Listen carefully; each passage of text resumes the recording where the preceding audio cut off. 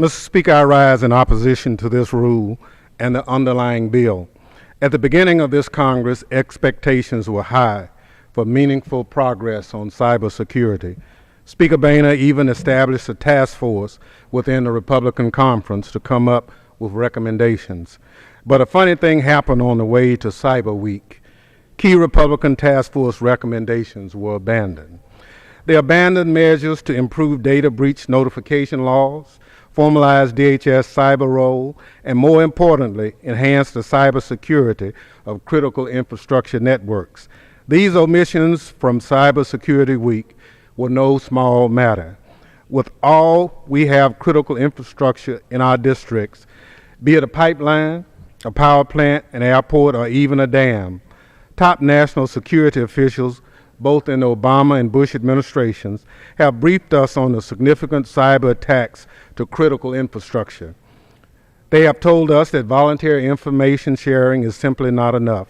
In fact, the CSIS Cyber Commission, the Republican Task Force, and NSA Director Alexander have all said that Congress must do something to proactively address critical infrastructure vulnerabilities. But House leadership ignores these voices. Instead, it has decided that information sharing alone is enough to fix the problem. Mr. Speaker, this boils down to a simple question: who do you trust? Turning to H.R. 3523, what does it do? In an effort to improve our cybersecurity, this bill would erode the privacy protections of every single American using the internet.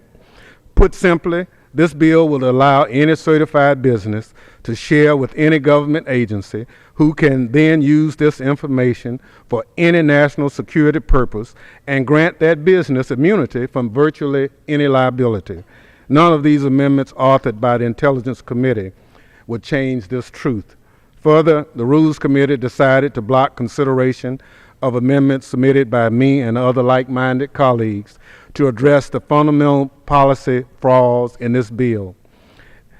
If my colleagues want to do something on cybersecurity, then vote yes on any or all of the suspension bills to be considered today. But do not vote for H.R. 3523.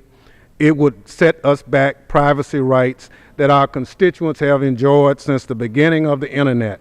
Again, I urge my colleagues to vote no on the rule and the underlying bill. I yield back. Gentleman from Florida.